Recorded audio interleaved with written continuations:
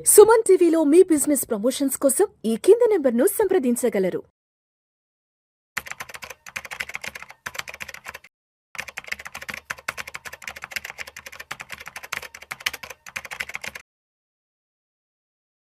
నమస్తే అండి. Welcome to Suman TV. నేను మీ వెల్లి చక్రధర్.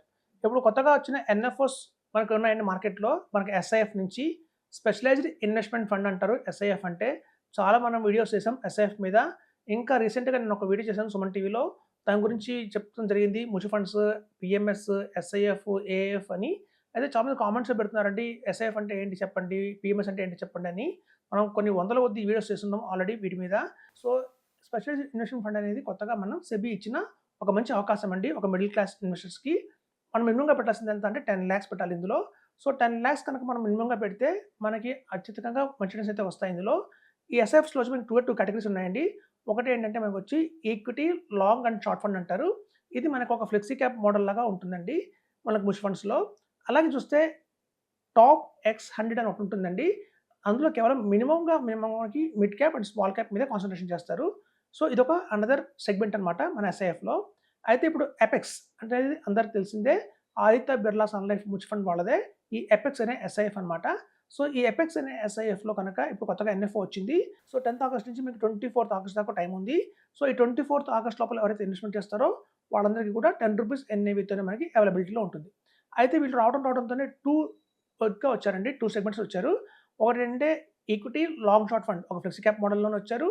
అలాగే మిడ్ క్యాప్ అండ్ స్మాల్ క్యాప్‌ని కవర్ చేస్తూ టాప్ ఎక్స్ 100 దాంట్లో కూడా వచ్చారు. అంతకుముందు వీళ్ళది ఆల్రెడీ హైబ్రిడ్ స్కీమ్ లాంచ్ అయిపోయింది. అది సిన్స్ ఇన్సెప్షన్ నుంచి చూస్తే మనకి 15% సీజర్ దాకా రిటర్న్ ఇచ్చింది. సో మనకి ఎందుకు ఎస్ఐఎఫ్స్‌కి మనకి ఎక్కువ ఇంపార్టెన్స్ ఇస్తున్నాము అంటే చూడండి మ్యూచువల్ ఫండ్స్ అనేవి మనం చూస్తే 2000 నుంచి కూడా బాగా అగ్రెసివ్‌గా అయితే మార్కెట్‌లో ఉన్నాయి. అన్ని మ్యూచువల్ ఫండ్స్‌లో చూస్తే మీరు ఇవాళ వాల్యూమ్స్ అనేవి అత్యధికంగా ఎక్కువైపోయినాయి. 1,00,000 క్రోర్స్ దాటిపోయింది ఒక్కొక్క ఫండ్ హౌస్‌లోను.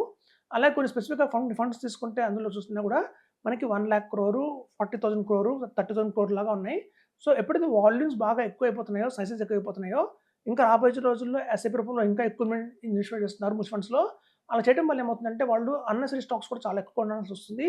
అలా అన్నెసరీ స్టాక్స్ కొనడం వల్ల కూడా జరిగే ప్రమాదమే మనకి పడిపోతుంది రిటర్న్. సో గతంలో వచ్చినట్టుగా రిటర్న్స్ మనకి ఆశాజనకంగా రాకపోవచ్చు మ్యూచువల్ ఫండ్స్‌లో. అందుకనే కొత్తగా ఎస్ఐఎఫ్స్ లాంచ్ అయినాయి. ఇందులో చూస్తే ఇప్పుడే కొత్తగా వస్తున్నాయి కాబట్టి రూ. 10 ఎన్ఏవిలోనే మనకు దొరుకుతున్నాయి. వీటిలో చూసినా కూడా వాల్యూమ్స్ చాలా తక్కువలోనే ఉన్నాయి. 1000 క్రోర్స్, 2000 క్రోర్స్‌లోనే ఉన్నాయి. ఇప్పటిదాకా ఓవరాల్‌గా లాస్ట్ 8 మంత్స్ ఆర్ 9 మంత్స్ నుంచి తీసుకున్నా కూడా ఎస్ఐఎఫ్స్ వచ్చి మార్కెట్‌లోకి మొత్తం ఓవరాల్ ఇండియాలో చూస్తే 25,000 క్రోర్స్ కలెక్ట్ అయిపోయింది. పెద్దగా అవేర్‌నెస్ లేదు దీని మీద. పాస్ట్ పర్ఫార్మెన్స్ లేదు. అయినా ఇన్వెస్టర్స్ అందరూ బాగా మొగ్గు చూపిస్తున్నారు దీని మీద. ఇప్పటికే 25,000 కోట్లు అయిపోయింది అంటే 2030, 35 కల్లా కూడా అమాంతం ఇండియాలో వన్ ఆఫ్ ద బెస్ట్ ఇన్వెస్ట్‌మెంట్‌గా ఇది రూపుదిద్దుకుంటుందని చెప్తున్నాను. సో ఇప్పుడున్న ఎన్ఎఫ్ఓ మనకి ఏదైతే ఉందో ఆదిత్య బిర్లా సన్ లైఫ్ నుంచి ఎపెక్స్ అనే పేరుతో ఉందో దాన్ని 24థ్ లోపల మనం ఎవరైనా ఇన్వెస్ట్‌మెంట్ చేసుకోవచ్చు. ఇప్పుడు చూడండి స్మాల్ క్యాప్, మిడ్ క్యాప్ నేను రికమెండ్ చేస్తాను. ఎందుకు అంటే ఈ ఫ్లెక్స్ క్యాప్ మోడల్ కంటే కూడా కొంచెం రిటర్న్స్ ఎక్కువ వచ్చే అవకాశం ఉంది. ఈ స్మాల్ క్యాప్ మామూలుగా మనకి mid cap mutual funds already ఉన్నాయి కదా అనుకుంటారు. అయితే చూడండి మిడ్ క్యాప్‌లో వచ్చేసి మనకేంటంటే 100 కంపెనీ నుంచి 250 కంపెనీ వరకు మిడ్ క్యాప్ అంటారు. 251 నుంచి 500 దాకా స్మాల్ క్యాప్ అంటారు. అది మనకున్న యూనివర్స్ మ్యూచువల్ ఫండ్స్‌లో అయితే ఫండ్ మేనేజర్ అంత మేరకే స్టాక్స్ కొనాలి. కానీ వేరేస్ ఎస్ఐఎఫ్‌లో వీళ్ళకి ఎక్స్ 100 ఉన్న దాంట్లో వీళ్ళకి అప్ టు 1000 కంపెనీస్ దాకా కూడా ఇన్వెస్ట్‌మెంట్ చేసే అవకాశం ఉంది. చూడండి కోవిడ్ తర్వాత ఇండియాలో చాలా అవేర్‌నెస్ అయితే బాగా పెరిగింది. ఈక్విటీస్ మీద, మ్యూచువల్ ఫండ్స్ మీద, డైరెక్ట్ స్టాక్స్ మీద. ఎప్పుడైతే అవగాహన బాగా పెరిగిందో చాలా మంది కోట్ల మంది ఇన్వెస్ట్‌మెంట్ చేయడం మొదలుపెట్టారు. సో మనకి చూస్తే 500 కంపెనీస్ ఏవైతే మార్కెట్‌లో ఉన్నాయో ఇవాళ మార్కెట్‌లో వాటి వాల్యుయేషన్ బాగా ఎక్కువైపోయింది. చాలా ఔట్ పర్ఫార్మెన్స్ చేసాయి చాలా స్టాక్స్ అయితే. ఇప్పుడు మనకేదన్నా క్వాలిటీ స్టాక్స్ అండర్ వాల్యూలో దొరుకుతున్నాయి అంటే అవి 500 నుంచి 1000 లోపల ఉన్నాయండి జెమ్స్ లాంటి స్టాక్స్. సో ఇట్లాంటి స్టాక్స్‌లో కూడా ఇన్వెస్ట్‌మెంట్ చేసే అవకాశం మనకి ఎస్ఐఎఫ్ ద్వారా ఉంది. ఇది మనం మ్యూచువల్ ఫండ్స్‌లో మనం మిస్ అవుతున్నాము. సో ఇప్పుడు చూస్తే మనకి ఒక లాంగ్ రన్‌లో ఇక్కడి నుంచి ఒక నెక్స్ట్ 15 ఇయర్స్‌లో మనకి ఏదైనా ఔట్ పర్ఫార్మింగ్ స్టాక్స్ ఉన్నాయి అంటే అవి 500 నుంచి 1000 లోపల ఉన్నాయి.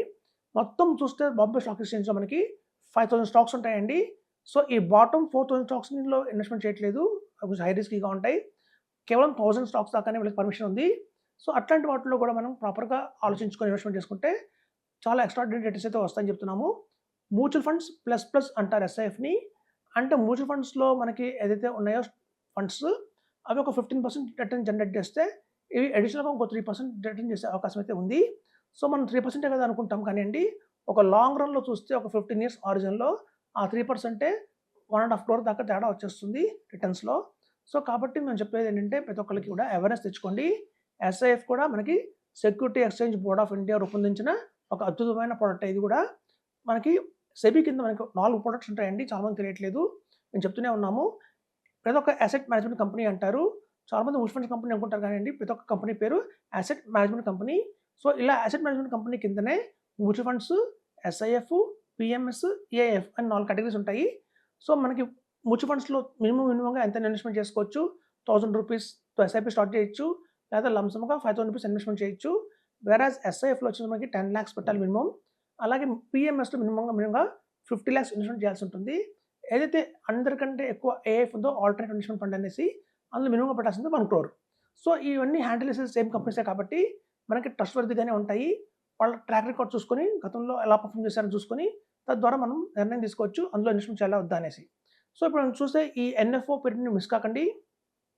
₹10తో మనకి అవైలబిలిటీలో ఉంది కాబట్టి మనం కనుక 14 ఇయర్స్ కనుక వెయిట్ చేస్తే మనం అనుకున్న రీతిలో కనుక ఒక 18% కనుక జనరేట్ చేసి పెట్టగలిగితే పెట్టిన 10 లాక్స్ కూడా మనకి అమాంతం 1 CR అయ్యే అవకాశం అయితే ఉందండి 14 ఇయర్స్‌కి. సాధారణంగా అంటారు 14 ఇయర్స్ కంటే చాలా పెద్ద టెన్యూర్ కదా అని. మరి ఏదైనా మీకు నేషనలైజ్డ్ బ్యాంక్ కానియండి, లేదా ప్రైవేట్ సెక్టర్ బ్యాంక్ కానియండి, ఎక్కడికైనా బ్యాంక్‌కెళ్ళి మనం కనుక 10 లాక్స్ ఇన్వెస్ట్‌మెంట్ చేస్తే 14 ఇయర్స్‌కి ఎంత వస్తుంది రిటర్న్ అని అడగండి. జస్ట్ డబుల్ అవుతుంది అంతే. మనకి ఒక ఫార్ములా ఉంది. 72/I = N అని.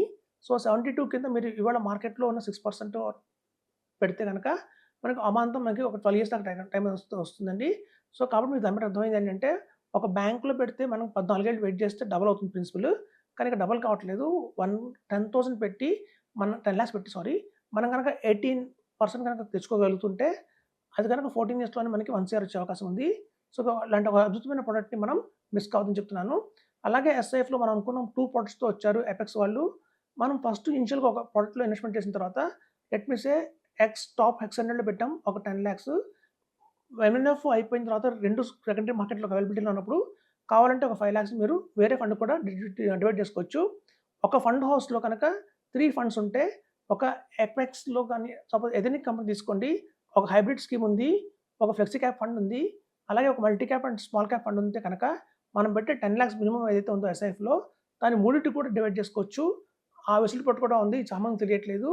3 లాక్స్ హైబ్రిడ్ స్కీమ్‌లో, 3 lakhs flexi cap model equity long short ఫండ్‌లో పెట్టి ఒక 4 లాక్స్ టాప్ 100లో కూడా పెట్టుకోవచ్చు. ఆ 10 లాక్స్‌ని మనకు డివైడ్ చేసుకుంటే మీకు డైవర్సిఫికేషన్ కూడా అయిపోతుంది. తద్వారా అత్యధిక రిటర్న్స్ తెచ్చుకోవచ్చు.